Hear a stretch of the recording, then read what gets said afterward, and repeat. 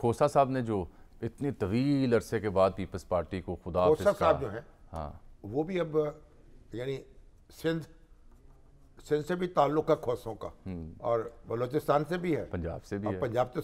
اب وہ سرائکی پٹی ہے۔ ہاں اب کھوسا صاحب جو اور ہے نا پریکٹس ان کی مرسیڈیز ایڈوکیٹ سپریم کورٹ وہاں نہیں، وفاق میں تھی، بڑے وکیل ہیں فوجداری کے،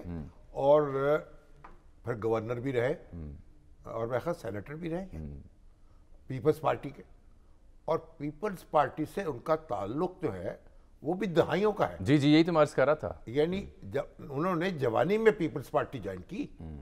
اور عمر اس کے ساتھ ان کی گزر گئی، لیکن اب عمران خان صاحب کی محبت نے ایسا جوش مارا کہ اب وہ ان کی طرف چلے گئے۔ اب پی ٹی آئی کے دوستوں کو ہم نے ایک ہی سوال بھیجا ہے تبصرے کی صورت میں کہ جناب جتنے قد کاٹ کا لیڈر تھا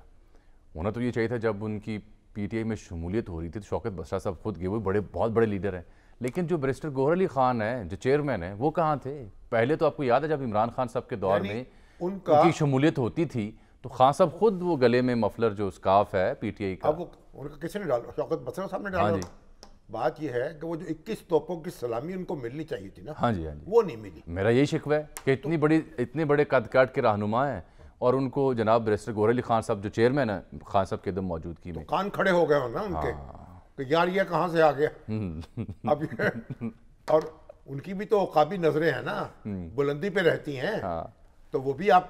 کچھ سوچ سمجھ کے آئے ہوں گے نا۔ سوچ سمجھ کے ضرورت۔ اس میں بھی اندر کی خبر یہ ہے سر کہ جب جن دنوں یہ کیسز کو پرسو کر رہے تھے چاہے وہ خان صاحب کے ہوں یا ان کی اہلیہ محترمہ کے یا دیگر کے، تو غالباً جو اہل خانہ خان صاحب کے یعنی ان کی جو ہمشیرہ آڈیو لیک ہوئی تھی نا، جی تو اس تناظر میں کچھ اہل خانہ کے ہاں یعنی ہمشیرہ کی حد تک میں بات کر رہا ہوں وہاں یا خان صاحب کی حد تک کوئی اتنی زیادہ اطمینان نہیں تھا۔ ایک دو کیسز میں تو پوچھا گیا کہ آپ کہاں ہیں، کیا کر رہے ہیں یہاں پہ، بشرا بی بی جو انہوں نے کہا جی مجھے فلاں جگہ سے بھیجا گیا، انہوں نے بڑے اعتماد کا اظہار کیا۔ ان کا اعتماد ہے،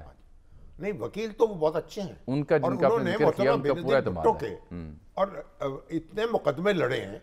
میں خیال تو ایک ریکارڈ قائم کیا انہوں نے، اور پیپلز پارٹی اور وکیل بہت اچھے ہیں وہ، اس میں کوئی شبہ نہیں۔ تو بہرحال جہاں رہیں خوش رہیں، ان کے تو بیٹے بھی ماشاءاللہ میدان وکالت میں ہیں، داد شجاعت دے رہے ہیں، تو اس سے پی ٹی آئی کو کیا فائدہ ہوگا اور کھوسا صاحب کو کیا فائدہ ہوگا؟ کھوسا صاحب کو فائدہ ہوگا اگر آپ دور سے دیکھیں پہلے پھر نزدیک جا کے دیکھیں تو کھوسا صاحب دیکھیں نا، پی ٹی آئی جو ہے اب تو وکیلوں کی آماج گاہ ہے، تو ان کو وہ بھی آ جائے اس کے اندر، اور پیپلز پارٹی سے مایوس ہو گئے تھے،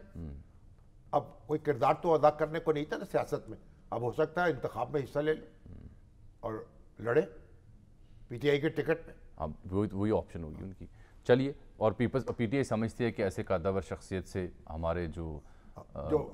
اس وقت موجود ہیں وہ ذرا کپانے لگ جاتے ہیں، گو کہ وہ ورچوئل جلسہ بھی ہوا، اس میں ان کی جو قیادت تھی روپوش بھی وہ بھی دکھائی دی، تو ورچوئل جلسہ جو تھا تو اس میں تو سنا کٹ کر ہو رہی ہوئے، لیکن انٹرنیٹ پی ٹی آئی سمجھتے ہیں کہ وہ انتہائی کامیاب تھا اور چیلنج دیتی ہے باقی سیاسی جماعتوں کو کہ وہ بھی کر اس سے تو مجھے یہ لگا ایسا نہ ہو کہ یوم انتخاب نہ یہ ڈٹی نہ ہو، اس دن نہ ہو تو اس سے کیا فرق پڑے گا؟ اس سے پہلے ہے اس سے کیا تاکہ یہ جو فیس بک، یوٹیوب اور یہ سارے جو ہیں انسٹاگرام، ان کے پر قطر دیے جائیں اور کوئی افواہیں نہ پھیلائی جا سکے۔ 3 ایم پی او کے تحت 3 ایم پی او کے تحت 3 ایم پی او نہیں، ویسے ہی پی ٹی اے کر لے گا یہ کام، ہاں ہو سکتا ہے، ممکنات تو ہے، لیکن چیلنج انہوں نے دیا ہے سر کہ اگر آپ ہمیں باقی جگہوں پہ ہمیں پرابلم ہوگی